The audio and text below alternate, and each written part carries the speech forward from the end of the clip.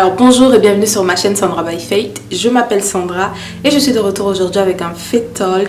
Et le thème de notre vidéo aujourd'hui c'est l'amour n'est pas pour les faibles. Cette vidéo aussi s'inscrit dans la continuité des deux précédentes vidéos que j'ai eu à faire sur la chaîne. Donc si tu ne les as pas encore regardées, je te laisse les liens en barre d'infos. Il s'agit de Savage Jesus et Je méprise la honte. Et oh, d'ailleurs, je me suis rendu compte que j'ai fait les deux précédentes vidéos et que nous sommes en début d'année et que je n'ai même pas pris le temps pour te souhaiter une très bonne année 2019. Donc je m'en excuse, ce n'est pas que j'ai été impolie, c'est juste que j'ai complètement zappé tellement j'étais focus dedans. Donc je fais cette parenthèse pour te souhaiter une très bonne année 2019. Une année qui commence plutôt en fanfare parce que effectivement les deux précédentes vidéos étaient un peu boom shakalaka. Donc une année qui commence en fanfare, mais une année qui commence de la meilleure des manières parce que c'est important de recentrer le Seigneur, de lui redonner sa place et de le remettre à sa place pour que l'année se passe bien, parce que la Bible dit que lorsque les prémices d'une pâte sont consacrées, alors la pâte tout entière est consacrée. Donc ça veut dire que si en ce début d'année tu prends vraiment le temps, on prend vraiment le temps de redonner sa place à Jésus dans nos cœurs, de redonner sa place à Jésus dans nos vies, alors toute cette année se passera avec lui, parce que si il est l'alpha, alors il sera l'oméga et c'est lui qui se chargera de tout préparer pour nous cette année. Donc vraiment excellente année 2019 à toi et je te souhaite de connaître davantage le Seigneur, parce que c'est en le connaissant que tu te connais et que tu es épanoui comme il se doit.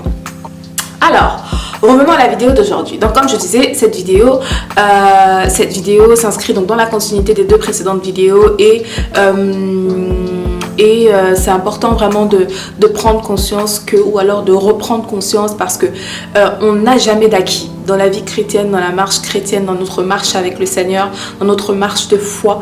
C'est important d'intégrer dans nos têtes, dans nos pensées, dans nos cœurs et dans notre être tout entier qu'on n'aura jamais d'acquis.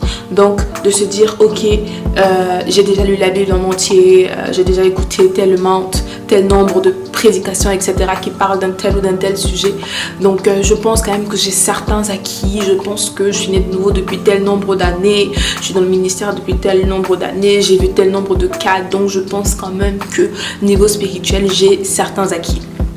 C'est important de comprendre que on n'aura jamais quelque acquis que ce soit, parce que la Bible dit que c'est l'Esprit de Dieu qui vit en nous, qui nous enseigne et qui nous rappelle toutes choses. Donc ça veut dire que peu importe ce qu'on croit savoir, ce qu'on croit avoir déjà vu, ce qu'on croit déjà avoir fait, on doit vraiment avoir cette humilité de cœur là, de se dire ok Seigneur, c'est grâce à toi et ça ne vient absolument pas de moi du tout, peu importe l'expérience que je peux avoir. Donc pourquoi je parle d'acquis? Je parle d'acquis dans le sens où,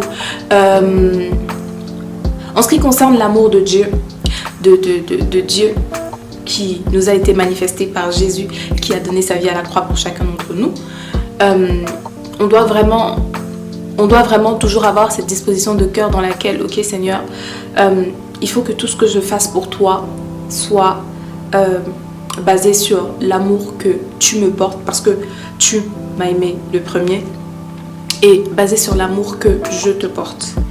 Et sur cette base-là, en fait, je viens aujourd'hui casser un mythe, casser une base sur laquelle, et qui continue encore aujourd'hui malheureusement, sur laquelle on nous a enseigné. Bon, après tu me diras, tout à l'heure j'y repensais, je me disais mais déjà je dois avouer quelque chose, c'est que depuis que j'ai recommencé ces vidéos, ou alors depuis les deux précédentes vidéos que j'ai eu à faire, plus celle-ci et plus les vidéos qui arrivent par la suite, je dois dire que je me suis posé la question, mais en fait quelle est la légitimité que tu as de parler de ces choses? Et là je me suis souvenu qu'effectivement en mars de cette année, ça ne fera que 4 ans que je suis née de nouveau, que j'ai rencontré le Seigneur Jésus et que j'ai fait de lui mon Seigneur et mon Sauveur personnel. Et donc je me disais, il y a une pensée qui m'est venue en me disant, mais quelle est la légitimité que tu as de venir parler de ces choses-là? Et moi-même, à un moment donné, j'ai dit, mais Seigneur, pourquoi c'est à moi que tu demandes de dire ces choses? Parce qu'ok, on va dire, oui, là je voulais parler des enseignements qu'on peut nous donner, qu'on peut recevoir, mais en fait moi je me base que sur 4 ans, presque 4 ans d'enseignement que je vois aujourd'hui, que j'ai vu jusqu'ici. Tu vois ce que je veux dire? Parce que je ne suis née de nouveau que depuis 4 ans. Et on va dire que, oui voilà, depuis 4 ans. Tu vois ce que je veux dire? Donc moi je ne me base que sur 4 ans de connaissances, entre guillemets. Et je disais, mais Seigneur, je ne comprends pas pourquoi tu veux passer par moi pour dire ces choses, parce que je ne me sens vraiment pas légitime de dire ces choses. Je ne me sens pas être la bonne, je ne pense pas que je sois la bonne personne pour dire ça. Maintenant, les voies du Seigneur sont insondables et c'est pourquoi il veut passer par moi. Et moi, dans mon désir d'être obéissante à Dieu, je dirai ce qu'il veut que je dise, que ça soit facile ou pas, que ça me peine ou pas, mais je dirai ce qu'il veut que je dise. Et ce matin, dans mon temps de dévotion personnelle, donc dans mon temps d'intimité, le Seigneur m'a conduit dans un verset biblique que je vais te donner tout à l'heure et je vais te lire la note d'étude et ça a juste été une confirmation de ce qu'il a déposé dans mon cœur en ce qui concerne cette vidéo. Donc oui, j'ai eu cette pensée de tu n'es pas légitime pour faire ça, mais finalement, comme je dis, je suis revenue en fait à ma base. Moi, ma base, ça a toujours été l'amour que Dieu me porte et l'amour que je lui porte. L'amour qui m'a emmené à développer tout le long de ces années. Parce que, ok, ça ne fait que 4 ans, mais tout est question de perspective. Et finalement, 4 ans, ça peut être à la fois pas grand-chose et à la fois énorme. Et ces 4 ans de vie que j'ai avec le Seigneur aujourd'hui ont été tellement intenses et j'ai appris tellement de choses et que en fait je crois vraiment que c'est de mon devoir de suivre l'instruction de Dieu, de venir partager ça avec toi. Donc comme je disais, le titre de la vidéo, l'amour n'est pas pour les faibles. Avec cette vidéo, je viens vraiment pour t'aider et t'encourager à casser un mythe, casser une théorie ou casser certains enseignements que tu as eu à recevoir jusqu'ici qui t'ont fait croire que l'amour c'est la faiblesse. Parce que quand Jésus dit pardonnez à ceux qui vous ont fait du tort, les gens ils pensent que c'est de la faiblesse de pardonner. Parce que ça voudrait peut-être dire excuser ce que la personne a fait. Pardonner à ton père qui t'a abandonné. Pardonner à ton oncle qui t'a violé. Pardonner à ta mère qui a toujours été dure avec toi, qui t'a jamais manifesté de l'amour, etc., etc. Tu mets dessus ce que tu veux. C'est d'ailleurs la raison pour laquelle le message de l'amour en lui-même, l'amour en lui-même, le vrai, le véritable, n'est plus tant que ça prêché. Parce que les prédicateurs ont remarqué que les gens n'accrochent pas. Parce que sur base de ce qui a pu être dit et sur base de nos expériences personnelles aussi souvent, pas que des enseignements en plus, on se dit que l'amour, manifester de l'amour à quelqu'un, c'est de la faiblesse. Et donc pour ce faire, dans un premier temps, je vais te parler je vais te prendre l'exemple des parents, de l'accouchement. Parce que moi, à chaque fois que je pense à un geste d'amour, je pense à l'accouchement. Je pense même pas juste l'accouchement, mais la conception en fait d'un enfant. La conception dans le cœur des vrais parents. Des parents qui ont vraiment désiré un enfant. Je ne te parle pas ici de grossesse indésirée et encore grossesse indésirée finalement. Des fois aussi, la maman ou les parents finissent par apprendre à aimer l'enfant ou alors à laisser en fait leur nature de parents prendre le dessus et finalement à aimer leurs enfants. Mais je te parlais de la grossesse du point de vue de parents qui ont vraiment désiré leurs enfants. Bon, je vais parler ici plus aux femmes parce que ce sont les femmes qui portent les enfants. Vous savez que moi j'ai jamais été enceinte. Donc tu me diras peut-être, il n'y a pas non plus de légitimité à parler de ça. J'ai jamais été enceinte. Mais j'ai observé beaucoup et j'ai analysé beaucoup et je continue de le faire. Et c'est sur cette base-là que quand quand je recoupe les informations entre elles, donc ce que je vois, ce que j'apprends dans la vie de tous les jours et ce que je lis dans la parole de Dieu et ce que je perçois et ressens de Dieu, de Jésus, de tout, et bien c'est sur cette base-là en fait que je vais t'expliquer ça. Donc, une maman qui porte un enfant et qui porte déjà l'enfant pendant 9 mois, qui subit tous les changements qu'elle a à subir dans son corps, émotionnellement, physiquement, etc., etc., et qui va quand même jusqu'au bout, jusqu'au terme déjà des 9 mois, c'est déjà un très grand acte d'amour. Ensuite, une fois que l'enfant est né, parce qu'on se dit peut-être que c'est le... Je sais pas, peut-être que c'est le temps que l'enfant est dans le ventre qui est plus lourd, qui est plus long. Mais en fait, c'est quand l'enfant arrive effectivement au monde que je pense que là, tu te dis, mais purée, j'ai vraiment... Là, en fait, toutes les personnes qui ont été mères, avec qui j'ai discuté, disent toujours que tu ressens un amour que tu ne pourrais expliquer. Regarde comment une maman est capable de supporter, il y en a qui font des 20 heures, 27 heures, 48 heures de travail, de supporter toutes ces douleurs qu'elle supporte pour pouvoir mettre l'enfant au monde. Et puis quand l'enfant est au monde, les nuits blanches qu'elle passe, les heures pour certaines qu'elle passe à l'hôpital, dans les hôpitaux, à monter, à descendre avec les enfants, etc.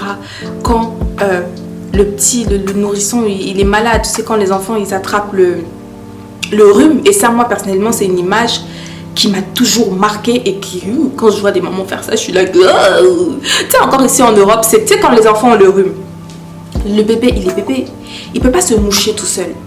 Et toi, la maman, tu sais que s'il ne se mouche pas, si son nez il n'est pas décongestionné, il risque de s'étouffer et il risque de mourir.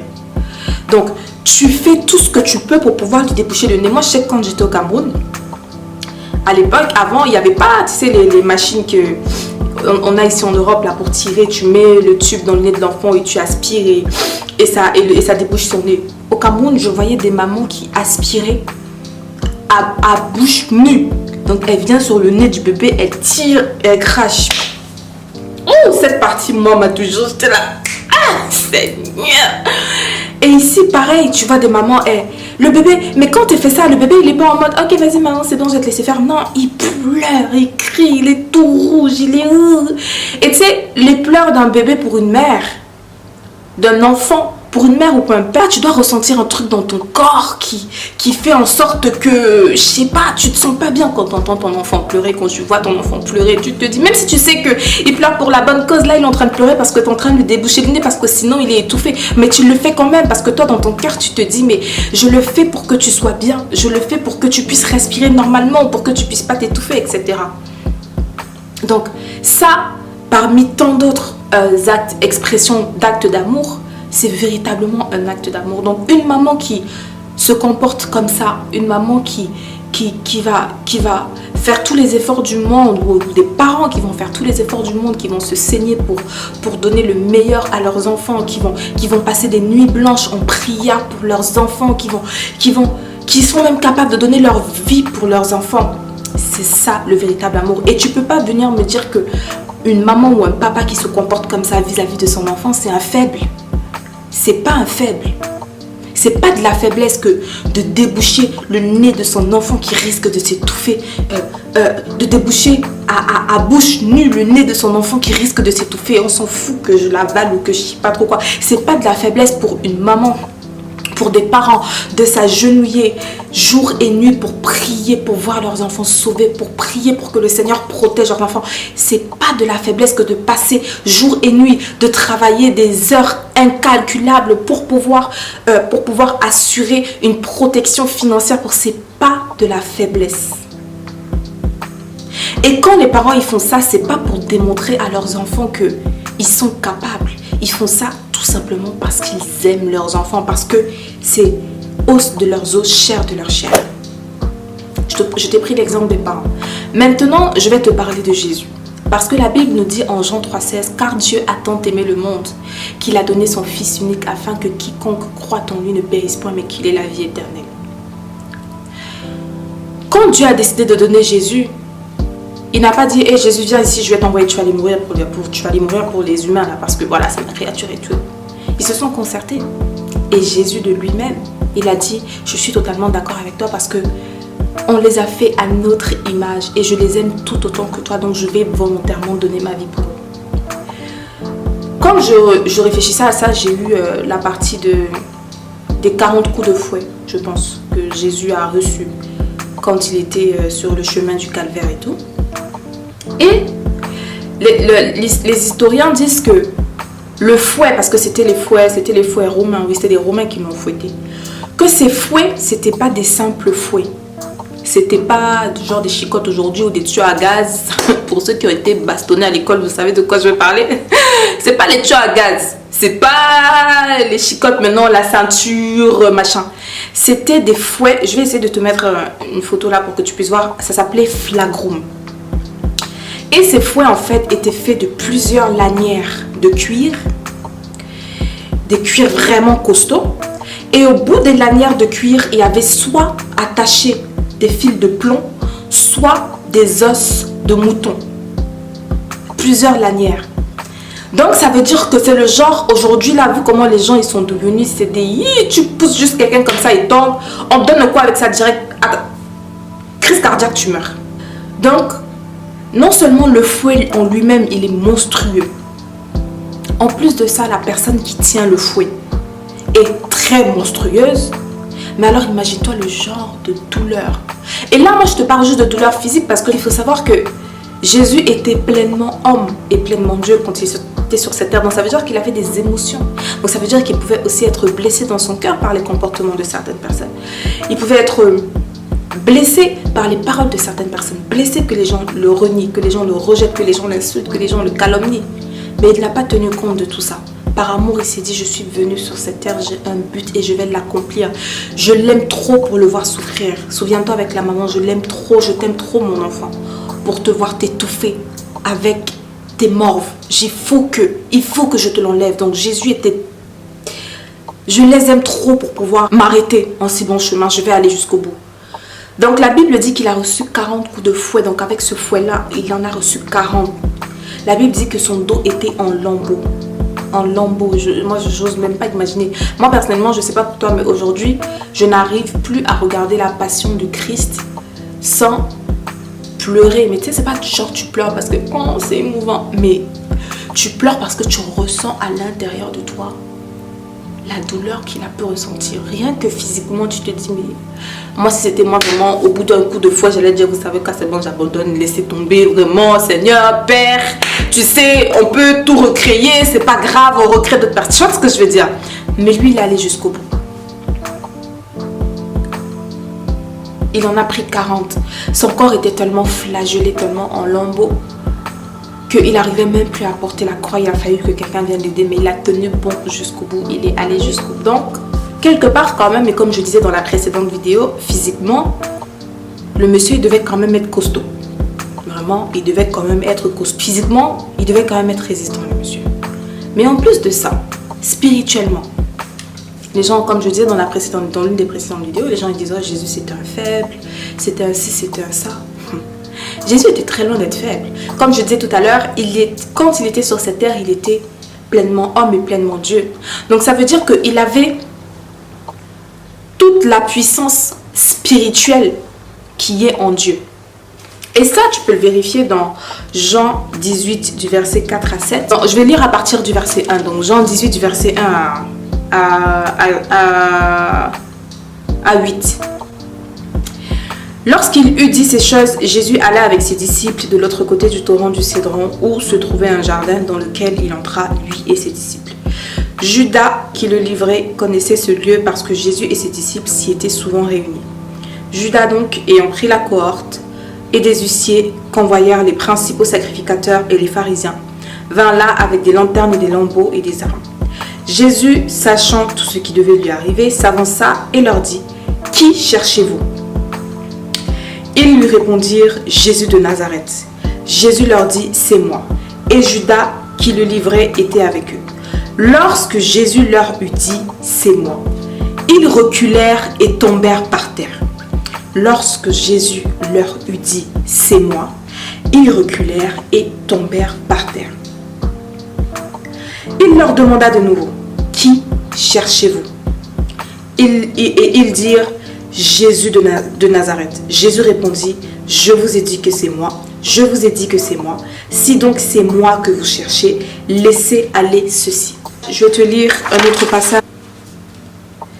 Dans Matthieu 26, 53, Jésus lui dit, mon ami, ce que tu es venu faire, fais-le. Donc là, il s'adresse à Judas. Il dit, alors, ces gens s'avancèrent, mirent les mains sur Jésus et le saisirent. Et voici un de ceux qui étaient avec Jésus étendit la main et tira son épée. Il frappa le serviteur du souverain sacrificateur et lui emporta l'oreille. Alors Jésus lui dit, remets ton épée à sa place, car tous ceux qui prendront l'épée périront par l'épée. Penses-tu que je ne puisse pas invoquer mon Père qui me donnerait à l'instant plus de 12 légions d'anges? Comment donc s'accompliraient les Écritures d'après lesquelles il doit en être ainsi? Ce passage-là que j'ai pris, je les prends pour t'illustrer en fait la puissance spirituelle de Christ. Dans le sens où, tu as vu, quand ils sont venus, ils ont dit on cherche Jésus de Nazareth, il leur a dit c'est moi et ils sont tombés. Moi parce que tu sais c'est des passages que tu lis plusieurs fois, mais une fois mon attention a été vraiment attirée dessus, je me dis mais attends Seigneur, juste tu leur as dit c'est moi et ils sont tombés. Ils sont tombés. Donc en gros, le fait que Jésus il est trop puissant. Dieu il est vraiment trop fort. Donc juste le fait que tu leur dises que effectivement tu es qui tu es et que tu es qui ils viennent chercher, ta puissance a été manifestée, a été révélée. Et quand il dit à celui qui a coupé l'oreille, ne crois-tu pas que si j'avais besoin de me défendre, tout de suite je n'aurais pas eu 12 légions d'anges? Et dans les enseignements qu'on nous donne, on nous dit qu'une légion compte 2000.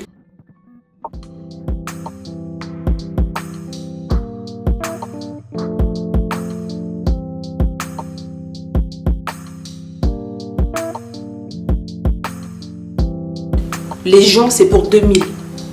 Donc, il lui dit, ne crois-tu pas que si j'avais besoin d'aide, je n'aurais pas demandé à mon Père qui m'aurait tout de suite donné 24 000 anges, sachant qu'un ange est un être spirituel et qu'un seul ange a la force physique de peut-être tous les habitants de cette terre. Est-ce que... En fait, je te donne cette partie pour que tu puisses vraiment t'asseoir genre 2 secondes. Si tu veux, tu peux mettre pause sur cette vidéo et essayer de réfléchir. En gros, c'est comme si Jésus dit, tout de suite, je serais capable d'avoir une force de frappe qui serait équivalente à la bombe à hydrogène, plus tous les gros canons que cette terre peut contenir, plus tous les fusils, mitrailleurs, pistolets, tout ce que tu veux, plus armes nucléaires, plus... Donc en gros, il lui dit... En gros, c'était pour dire que ma puissance n'est pas de ce monde. Je suis venu faire ce que je suis venu faire dans ce monde. Et j'ai choisi de le faire de la manière dont je le fais, pas parce que je suis faible. Pas parce que j'ai quoi que ce soit à prouver à qui que ce soit, parce que je n'ai rien à prouver à qui que ce soit. Je suis ici de mon plein gré. Et la raison qui me motive à faire ce que je fais ici aujourd'hui, c'est l'amour que je vous porte. C'est l'amour que je vous porte. C'est l'amour que le Père et moi nous avons pour vous. Donc en fait, dans cette vidéo, il y a quelque chose que je veux absolument te faire comprendre. J'espère vraiment que ça sera le cas. C'est que prêcher l'amour, prêcher le pardon, prêcher la maîtrise de soi, prêcher la tempérance, prêcher la patience, prêcher la sagesse, prêcher la détermination ne revient absolument pas du tout à prêcher la médiocrité. Je suis désolée. Quand tu étudies la personne de Jésus, je reviens encore là-dessus, quand tu étudies la personne de Jésus et quand tu étudies le comportement qu'un parent peut avoir envers ses enfants, c'est loin d'être de la médiocrité, même si malheureusement il y a certains parents qui se comportent de telle manière avec leurs enfants. Mais c'est pour les vrais parents et pour Jésus même, c'est loin d'être de la médiocrité, c'est loin d'être de la faiblesse. Prêcher l'amour ne revient pas à prêcher la fausse humilité. Prêcher l'amour ne revient pas à prêcher le mépris de soi. Prêcher l'amour ne revient pas à prêcher la médiocrité. Oh, Jésus t'aime, oh, le Seigneur t'aime, c'est pour ça que tu n'as rien à faire. Oh, le Seigneur t'aime, c'est pour ça que tu dois tout le temps parler doucement. Oh, le Seigneur nous aime, c'est pour ça qu'on ne doit pas reprendre les gens avec dureté. Oh, le Seigneur aime tout le monde, c'est pour ça qu'on ne doit surtout pas dire aux gens quand ils sont en train d'aller dans des voies qui ne sont pas bonnes. Oh, l'amour n'a rien à voir avec chacune de ces caractéristiques-là. Et c'est important. Et la Bible nous dit que l'amour est une personne, Jésus. Donc je viens te faire comprendre aujourd'hui, mon frère, ma soeur, que tu dois arrêter de croire que quand on te demande, quand la Bible te demande de marcher dans l'amour, par l'amour et de pardonner, parce que je crois que j'ai la ferme conviction que le pardon, vraiment, est l'acte qui démontre plus que tous les autres actes la force et la puissance de Dieu et la force et la puissance de Dieu en nous. Parce qu'il faut vraiment être quelqu'un de fort, de courageux. Et surtout, il faut vraiment aimer le Seigneur de tout son cœur pour arriver à pardonner à des personnes qui t'ont fait le plus de mal dans toute ta vie. Certaines personnes, vous avez perdu des membres de vos familles dans le génocide. Dans quelques génocides que ce soit. Là, je pense particulièrement au génocide du Rwanda. Par exemple, vous avez perdu plein de membres de vos familles. Aujourd'hui, vous êtes à Christ. Mais ce côté-là, cette partie-là, vous ne voulez pas l'abandonner. Tu veux pas. Tu refuses de toutes tes forces. Parce que tu te dis que c'est un acte de faiblesse, mais sache que c'est l'acte le plus significatif et l'acte le plus important en fait qui puisse exister, parce que c'est pour nous réconcilier avec lui que Jésus est venu mourir pour nous sur la croix et nous donner accès au pardon. Donc il faut savoir que si tu refuses, tu t'entêtes à vouloir refuser de pardonner, peu importe ce que tu fais, peu importe que tu sois dans une église et que tu serves et que tu vois des transformations dans ta vie, etc. Si tu refuses de pardonner, sache que tu n'es pas en accord avec le cœur de Dieu. Donc je t'encourage vraiment à le faire. Pour terminer, je t'encourage vraiment à prendre conscience que l'amour, ce n'est pas pour les faibles. L'amour, ce n'est pas pour les lâches. Prêcher l'amour et dire que Dieu est un Dieu d'amour et que Jésus est un Dieu d'amour et que Jésus est mort pour nous par amour. Dire que Jésus nous aime, ça ne fait pas de Jésus un faible. Ça ne fait pas de Jésus un lâche. Ça ne fait pas de Jésus quelqu'un qui n'a aucune force de caractère. Parce que il ne faut pas oublier qu'il est Dieu. Au même titre que Dieu le Père. Au même titre que Dieu le Saint-Esprit. Et pour toutes les personnes qui auraient des questions sur la Trinité, c'est monté, c'est descendu, j'ai fait une vidéo qui s'appelle Jésus et le monde pour les nuls. Et avant de regarder cette vidéo, priez vraiment, si vous êtes vraiment dans la démarche de comprendre qu'est-ce que c'est vraiment la Trinité, priez et le Seigneur se fera un plaisir de vous révéler cela. D'accord? Aucun débat en dessous, parce que quelque débat qui voudra être commencé de quelque manière que ce soit, la personne sera tout simplement supprimée et bloquée. Voilà. Donc, Jésus n'est absolument pas un Dieu faible.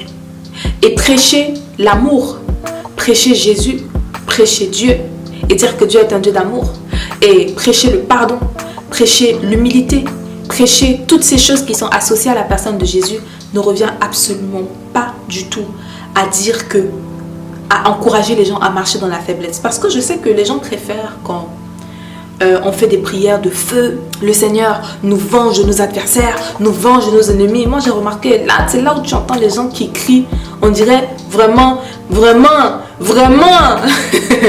gens ils crient avec une puissance, tu te dis, est-ce que tu es sûr vraiment? Dans tous les cas. Donc, mais c'est pour dire que autant Dieu est un Dieu d'amour et que l'amour n'est absolument pas du tout associé à la faiblesse, autant oui, Dieu est un Dieu de justice. Donc, prêcher l'amour et prêcher tout ce qui tourne autour de l'amour ne nous encourage pas à être faibles. Tu vois ce que je veux dire? Parce que comme je disais, oui, les gens préfèrent les prières de faïa, chasser les démons, nanana, parce qu'ils se disent que c'est là où ils exercent vraiment la puissance que le Seigneur leur a donnée. La puissance de l'Esprit de Dieu en eux. Non. Parce que tu sais, là où...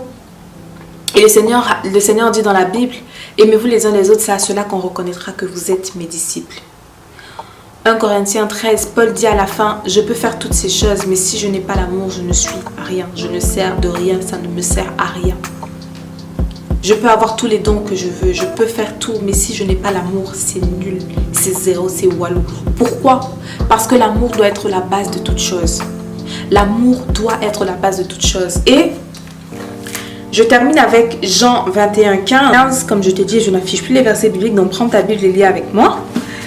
Il dit, après qu'ils eurent mangé, Jésus dit à Simon-Pierre, « Simon, fils de Jonas, m'aimes-tu plus que ne m'aiment ceux-ci » Il lui répondit, « Oui, Seigneur, tu sais que je t'aime. » Jésus lui dit, « Paie mes agneaux. » Il lui dit une seconde fois, « Simon, fils de Jonas, m'aimes-tu » Pierre lui répondit, « Oui, Seigneur, tu sais que je t'aime. » Jésus lui dit, « Paie mes brebis. » Il lui dit pour la troisième fois, « Simon, fils de Jonas, m'aimes-tu » Pierre fut attristé de ce qu'il lui avait dit pour la troisième fois, « M'aimes-tu » et lui répondit, « Seigneur, tu sais toutes choses, tu sais que je t'aime. » Jésus lui dit, « Paie mes brebis. » Et donc dans la note d'étude, ça dit, la question la plus importante qui ait jamais été posée à Pierre a été de savoir s'il aimait véritablement le Seigneur. Et je fais un quick stop ici, un rapide stop ici pour dire que Pierre est celui sur qui Jésus a dit, désormais, tu ne t'appelleras plus Simon, tu t'appelleras Pierre, celui sur qui je bâtirai mon église.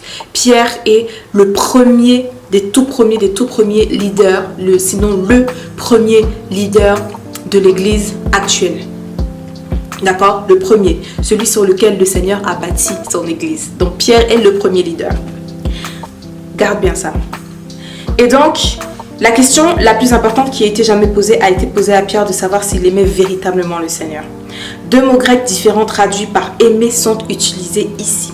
Le premier, agapao, décrit un amour intelligent et résolu qui touche principalement à la pensée et à la volonté. Le second, philéo, sous-entend l'affection et la chaleur naturelle de l'émotion. Il s'agit par conséquent d'un amour plus personnel et sentimental. En utilisant ces deux mots, Jésus indique que l'amour de Pierre ne doit pas avoir son origine uniquement dans sa volonté, mais également dans son cœur.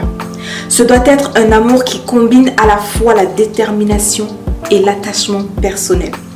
La question que Jésus pose à Pierre est la grande question qui se pose à tous les croyants. Nous devons tous éprouver ce genre d'amour qui vient du cœur et qui s'attache au Seigneur. Et tu sais que la Bible dit, garde ton cœur plus que toute autre chose, car de lui provient les sources de la vie.